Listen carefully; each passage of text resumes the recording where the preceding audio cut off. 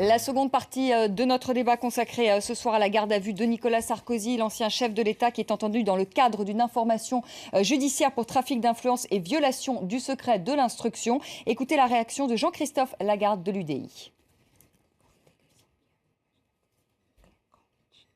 Il est injusticiable comme les autres, il n'y a pas de scandale à ce qu'il soit en garde à vue, je pense que ce n'est pas forcément indispensable. Et à chaque fois qu'il veut faire de la politique ou qu'il parle d'en refaire, je vois que les juges lui tombent dessus, j'ai l'impression qu'à l'Élysée on organise un peu tout ça. Voilà. C'est ce que je trouve le plus désagréable dans cette affaire. Maître Moscovici, comment se passe cette garde à vue? Est-ce que Nicolas Sarkozy est aujourd'hui confronté à son avocat Maître Herzog et aux deux autres juges d'instruction? Dans le cadre de la garde à vue, il peut effectivement être confronté à tout le monde. Il peut y avoir plusieurs confrontations avec Maître Herzog, avec les hauts magistrats. Il peut y avoir même une confrontation à 4. Tout est possible et on ne sait pas ce qui se passe. Il faut que vous sachiez aussi que cette garde à vue a été ordonnée par les deux juges sur commission rogatoire. Donc les juges sont informés en permanence par les policiers de ce qui se passe. On a parlé de trafic d'influence. Savez-vous quelle est la peine prévue pour le trafic d'influence? 10 ans de prison. 10 ans de prison. Autant que pour une agression avec beaucoup de violence. C'est quand même hallucinant. C'est grave un trafic d'influence au niveau politique. C'est très grave. Mais est-ce que c'est aussi grave que l'atteinte à une personne? J'en suis pas convaincue. En attendant, les gardes à vue, elles se poursuivent. Effectivement, il peut y avoir des confrontations, il peut y avoir tous actes possibles. Nicolas Sarkozy qui se défend lui-même. Hein. Ah, il se défend, je ne savais pas. Oui, qui se défend lui-même parce que voilà, il voulait. Oui, parce que son avocat, c'est Maître Herzog. Alors, il aurait pu prendre d'autres avocats, mais il a décidé de se défendre lui-même. Virginie Martin, Il est d'ailleurs avocat. Il est d'ailleurs avocat tout à fait de. Oui, mais de pas forme. pénaliste, pas pénaliste. Oui, mais. Visiblement, il a estimé qu'il pouvait se défendre seul dans cette affaire. Virginie Martin, est-ce que François Hollande n'aurait pas intérêt à se débarrasser quand même de Nicolas Sarkozy? Il faut quand même se dire la vérité, parce que l'ombre quand même de cet ancien président a plané sur tout ce début de quinquennat, cette moitié de quinquennat. Est-ce que Nicolas Sarkozy, d'une certaine manière, ne fait pas quand même peur à François Hollande, qui aujourd'hui est au plus bas dans les sondages? 16% d'opinion favorable, c'est le dernier sondage BVA. Moi, je ne suis pas sûre à cette histoire qui consisterait à dire que l'Élysée est derrière tout ça. Pourquoi pas, je n'en sais rien. Mais si vous voulez, c'est toujours très hasardeux de jouer à cela pour des hommes et des femmes politiques ou pour un camp politique d'essayer de tuer un autre camp avec une personne et une personnalité comme Nicolas Sarkozy. Vous savez, on ne sait jamais. Le fantôme, effectivement, de Nicolas Sarkozy plane beaucoup sur la politique française, évidemment. Il n'est jamais parti, c'est quand même le sentiment absolument. que l'on a. Mais finalement, on ne sait pas du tout. Sur une élection, vous savez, une élection, c'est une alchimie bien complexe, alors que le marketing politique, la communication politique essayent évidemment de maîtriser, mais l'alchimie est très complexe. Et finalement, aujourd'hui, est-ce que François Hollande aurait plus de mal face à Sarkozy, point d'interrogation, ou face au contraire à des nouvelles pousses de l'UMP qu'on a envie de voir peut-être, des formes de renouvellement différentes, comme Bruno Le Maire, pour ne citer que lui, mais il y a aussi François Baroin. On peut penser à Alain Juppé, qui est très haut dans les sondages. Et du coup, si vous voulez, avec un peu, comment dire, avec des gens qui ont une image aujourd'hui moins écornée tout de même que celle de Nicolas Sarkozy, qui ne sont pas le grand renouvellement qu'on pourrait espérer, mais qui sont tout de même un petit peu de cet ordre-là, symboliquement, dans l'esprit des gens. Le leadership de Nicolas Sarkozy, qui l'incarne très bien, il continue de l'incarner, ça c'est certain. Mais aujourd'hui, si vous voulez, certes, c'est vrai que les sympathisants de l'UMP sont plutôt sarkozystes, mais au-delà de l'UMP au sens strict, les gens ont aussi envie, les électeurs en général, ont aussi envie de voir émerger autre chose et d'autres discours. Donc François Hollande, est-ce qu'il ne serait pas au contraire bien plus bousculé par d'autres, le Juppé un peu sage au-dessus de tout, ou bien les jeunes images d'une certaine manière, tel Bruno Le Maire, etc. Donc c'est pour ça, vous savez, à jouer à ça, on joue vraiment avec le feu. Et la politologie n'est pas une science exacte. Jean-Sébastien Ferjou, à l'UMP, ce qu'on peut dire, on le disait tout à l'heure, c'est que tout le monde ne veut pas non plus son retour. Il y en a même qui doivent peut-être se frotter les mains. Je pense justement à Alain Juppé, je pense à François Fillon, tous ceux qui pensent à 2017. Il y en a ce soir qui sont très contents à l'UMP aussi. Hein. J'imagine très content, j'en sais rien. En tout cas, ils doivent faire le calcul objectif que c'est une bonne chose pour leur trajectoire à eux, à supposer que ça mette effectivement Nicolas Sarkozy dans une situation d'empêchement, ce qui est loin d'être certain, parce que je me demande si dans ces affaires-là, la victimisation dont il a déjà joué la carte ne finit pas par marcher, parce que de toute façon, il y a une perception un peu chez les gens, mais on ne parle pas de nos milieux parisiens, une perception que du tous pourri malgré tout. que ça nous désole ou pas. Il y a un peu cette perception-là, et donc ils se disent, mais de toute façon, peut-être que lui, il a des affaires, mais ils en ont tous, et à l'arrivée, ce qu'on veut, c'est une offre politique forte. Sur le point de François Hollande, moi je pense que François Hollande, il fait précisément le calcul inverse. Apparemment, c'est ce qu'il en aurait confié. Lui, il préférerait Nicolas Sarkozy comme adversaire. Après, moi, je pense, comme Virginie, que ce sont des calculs très hasardeux, parce que tout comme à l'époque, Nicolas Sarkozy disait que finalement, Dominique Strauss-Kahn serait un meilleur adversaire, etc. On ne sait jamais de quoi la vie est faite, donc je pense que c'est typiquement le genre de stratégie qui ferait mieux d'éviter. S'il sort de cette garde à vue sans mise en examen, est-ce que vous ne pensez pas que son image est malgré tout écornée ? Je pense que c'est le genre de phénomène, c'est un peu comme l'érosion. Vous pouvez avoir 1000 vagues, et puis la digue résiste, et puis un jour, il y en aura une peut-être moins forte que les précédentes qui la fera s'effondrer. Je ne pense pas qu'on soit arrivé à cette 1000e vague qui fasse s'effondrer la digue Nicolas Sarkozy, parce qu'il y a un vrai divorce dans le peuple de droite. Il y a les cadres, les élus UMP, qui sont plus libéraux dans l'esprit, et puis il y a le peuple UMP qui est plus radical et qui a envie de renverser la table. Et à leurs yeux, Nicolas Sarkozy continue d'incarner celui qui, à droite, c'est un comparatif. Ça ne veut pas dire que c'est leur candidat idéal. Ça veut juste dire que quand vous votez, vous êtes devant une étagère, vous avez, comme au supermarché, vous pouvez choisir que parmi les produits qui sont là. Mais parmi les produits qu'ils ont sous les yeux, ils se disent que celui-là est celui, alors que c'est d'ailleurs un peu bizarre, vu le bilan qu'il a au terme de son quinquennat, il reste celui qui incarne le plus l'action, l'envie de dynamiter le système. Et c'est cette attente-là qui existe en France à l'heure actuelle, et encore plus dans l'électorat de droite. Surtout en contrepoint par rapport à la dynamique que Nicolas Sarkozy incarne et par rapport à ce que vous décrivez, surtout en contrepoint de ce que finalement est reproché à François Hollande, à savoir l'absence de dynamisme, l'absence d'incarnation de leadership, l'absence de cap, l'absence de visibilité et d'énergie. Donc en plus en contrepoint, évidemment. Lui est négatif. Bien sûr. Je ne crois pas vraiment qu'il y ait... ce serait vraiment un second choix, faute de mieux, Sarkozy. Je ne crois pas, d'après tout... Les sondages sont une chose, mais aller dans le terrain, parler dans les permanences de l'UMP, voyez les gens en confiance, en parlant entre amis, sans faire l'enquête et que la personne se sente un tout petit peu mise sur la touche. Et vous verrez ce qu'on vous dit, sincèrement. Non, je ne crois pas au retour de Nicolas Sarkozy. Et puis quand même, c'est énormément d'affaires. Et il y avait quand même un député UMP qui disait aujourd'hui le fiel du doute s'insinue parmi les militants, ceux qui croyaient encore à lui. Donc je pense que ce fiel du doute, il est là. Ce poison est là. Et par ailleurs, je trouve que souvent, l'analyse dominante sur les affaires en général, c'est de dire les Français ont la mémoire courte, ils finissent par oublier. C'est vrai.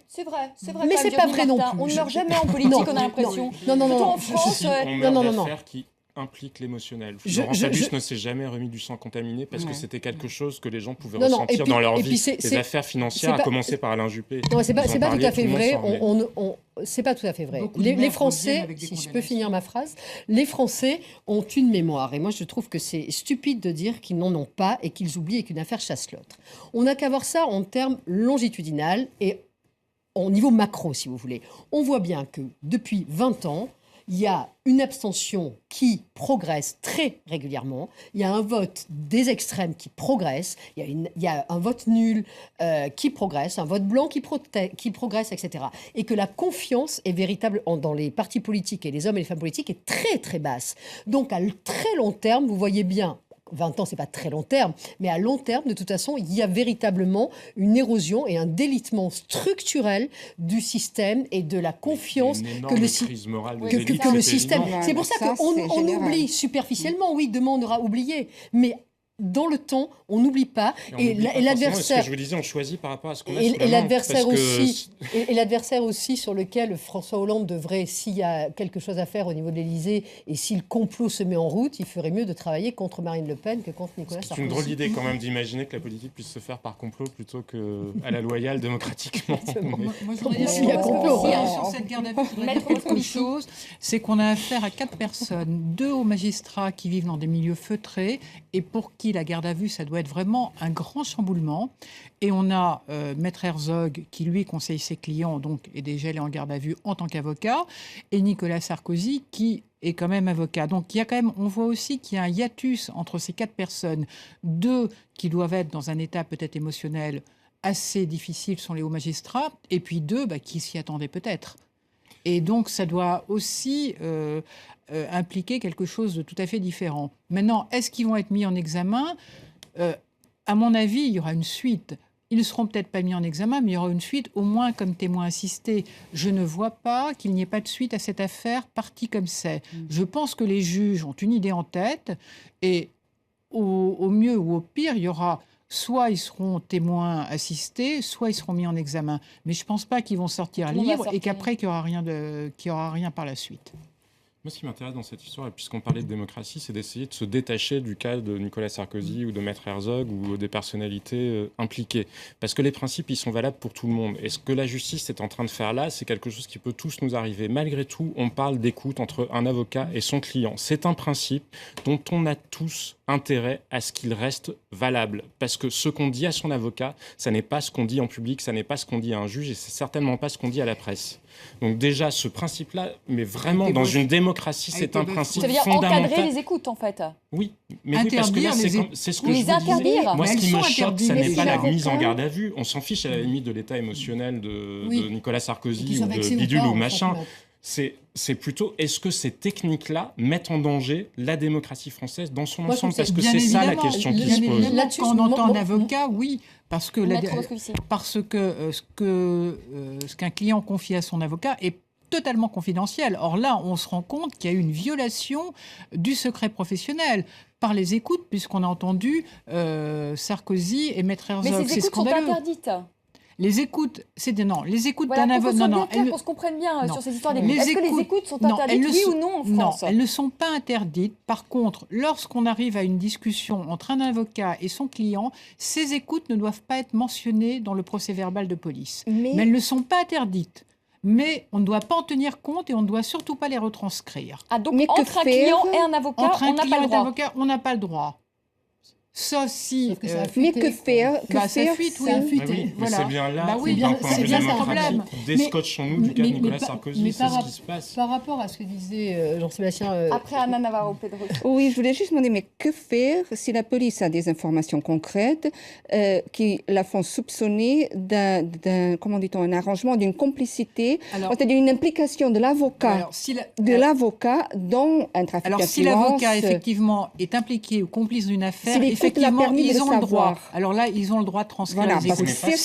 Mais là, c'était pas le cas. C'était pas le cas au départ. C'était pas des écoutes qui ont été faites sur plusieurs mois pour chercher autre chose. Et au passage, on a trouvé ça. Oui, mais si on cherche autre chose et on tombe là-dessus, mais sinon, ça peut être utilisé. Mais Anna, moi, je peux vous faire suivre pendant des mois. Non, mais attendez, l'avocat est un justiciable comme les autres. S'il commet une infraction ou va en commettre une, alors à ce moment-là, on peut l'écouter. Mais si ce n'est pas le cas, on ne doit pas écouter ce qu'il dit à son client et on ne doit surtout pas le retranscrire. C'est un principe important dans notre démocratie. Et ça peut faire tomber le cas qui est en train d'être étudié là dans la garde à vue? Je ne sais pas.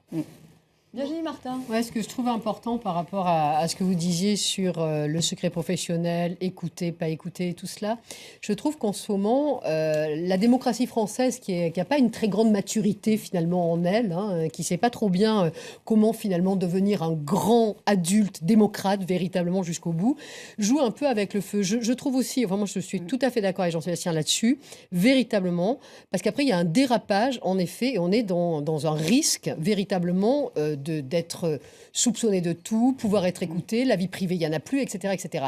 J'en veux aussi pour preuve là-dessus, qui t'a choqué, l'ultra-transparence qu'on demande sur les patrimoines.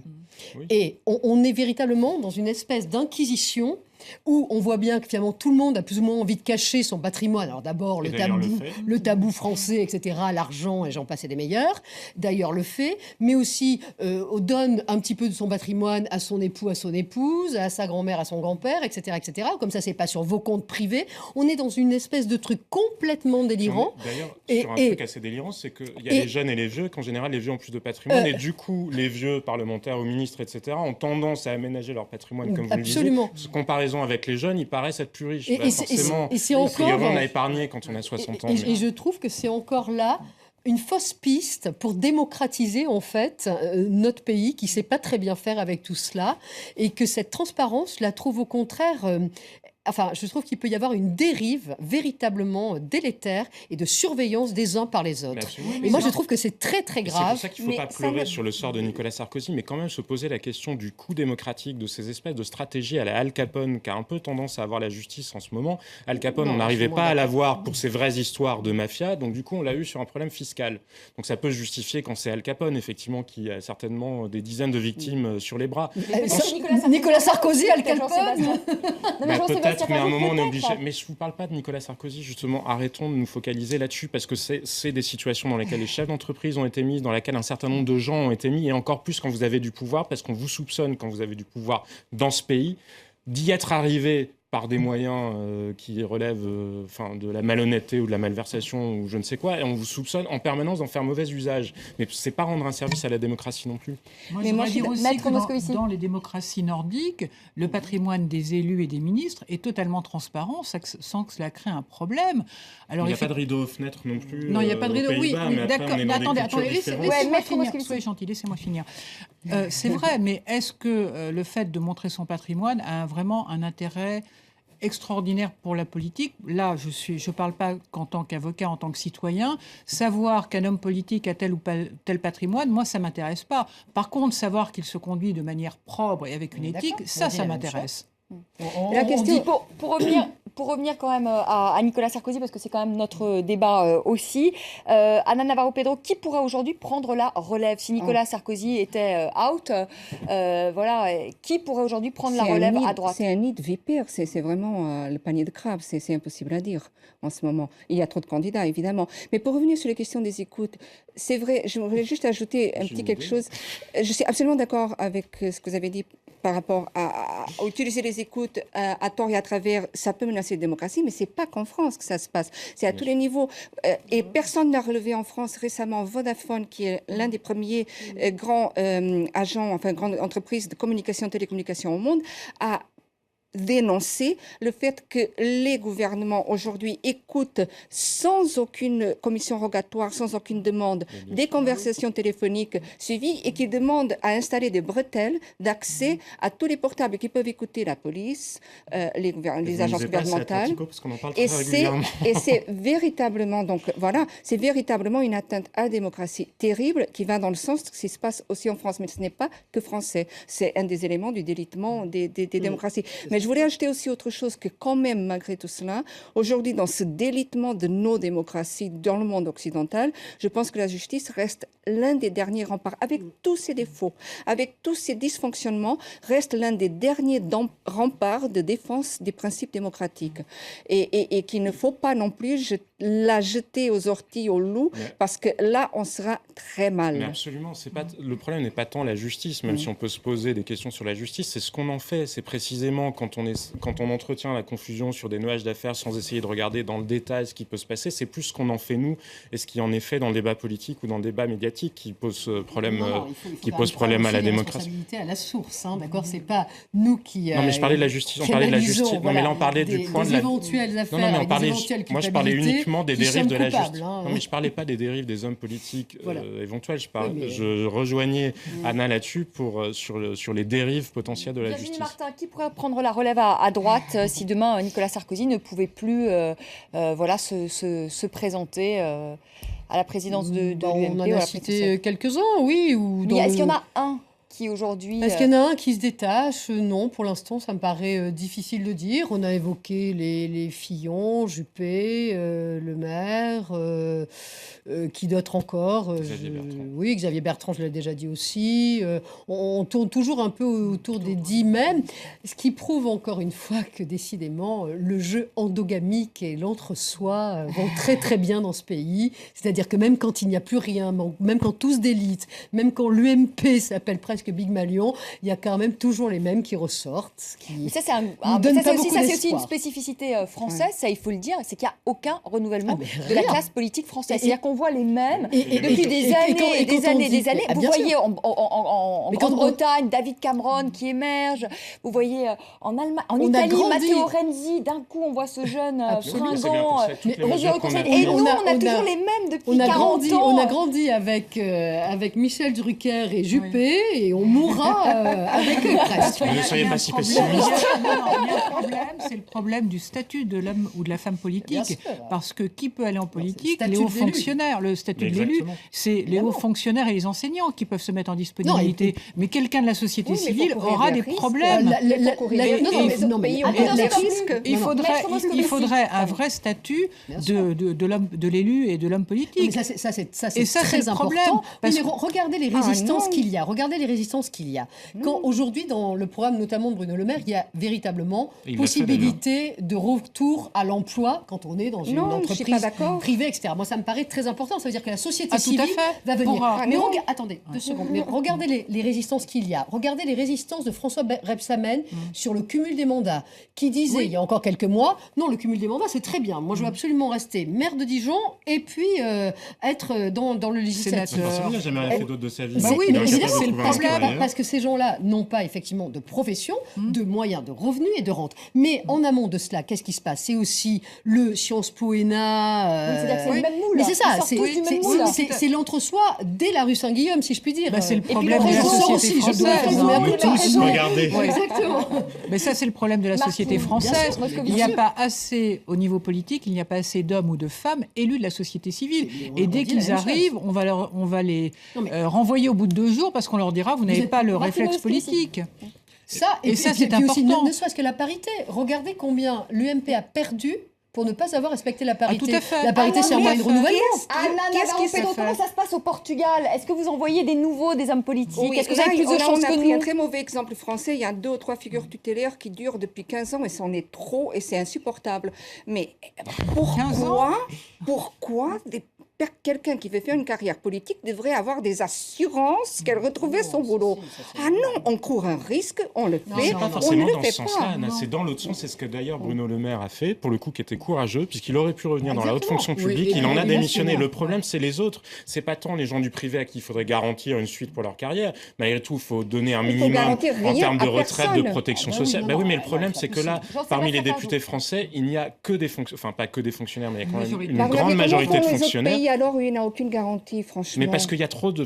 Le problème n'est pas tant d'en donner plus aux autres, c'est qu'il y en a trop pour une certaine catégorie de la population française. Et la haute fonction publique et la fonction publique de manière générale est responsable de bien des blocages dans le pays. On parle de choses différentes, qu'on a des prises d'électricité différentes comme en Europe. Au Portugal, Anna, il y a un renouvellement de la classe politique. Oui, beaucoup plus qu'en France. Vous envoyez des nouveaux qui d'un coup perdez l'élection, vous remettez votre mandat, le chef du parti qui perd l'élection remet son mandat, il y a un congrès extraordinaire et c'est élu un nouveau dirigeant et on repart. On se trompe sur les mesures parce que sur le cumul des mandats, à la limite, on s'en fiche du cumul à un instant T, puisque bien souvent, de toute façon, être député, ne faisons pas semblant qu'il s'agit d'écrire les lois, il s'agit de faire assistante sociale de votre circonscription. On ne leur donne pas les moyens de travailler autrement. Donc le député, à la limite, la seule chose qu'il maintient en contact, c'est de savoir être dans sa mairie, de voir des gens, d'avoir des enjeux concrets. Le problème, ce serait plutôt un cumul dans le temps, de dire sur telle ou telle catégorie de mandats, on a le droit d'en faire 2 ou 3. Oui, écoutez, si mais ça serait certainement plus efficace pour éviter des carrières qui s'étalent sur des décennies. Et même à 85 ans, ils sont encore là et ils disent qu'ils vont rempiler. Non, c'est quelque chose d'ahurissant et je pense que c'est vraiment un frein à l'évolution aussi de cette société qui évolue malgré eux quand même, mais c'est quelque chose qui vient d'en haut et qui freine cette société et qui provoque aussi les césures de compréhension entre les fameuses élites et le reste de la société. Et ce qui est marrant du coup, c'est que, c'est une pirouette, un pied de nez. Sarkozy aujourd'hui est mis en garde à vue pour trafic d'influence, ce qui est bien de l'endogamie. Là, pour le coup, et de l'entre-soi absolu, d'une certaine manière. Alors, à un moment donné, finalement, ça aussi, il faut vraiment que ces digues-là sautent parce que c'est très, très compliqué. Et je suis tout à fait d'accord avec Anna, c'est que ça empêche aussi d'oxygéner ce pays et d'aller le propulser vers l'avant. Et c'est très compliqué. Merci à tous les 4. Oxygéner ce pays et aller de l'avant. Voilà ce dont a besoin sans doute aujourd'hui la France. Merci à vous de nous avoir suivis. Très belle soirée. Tout de suite, le journal. Je vous retrouve demain soir à partir de 18h, heure de Paris.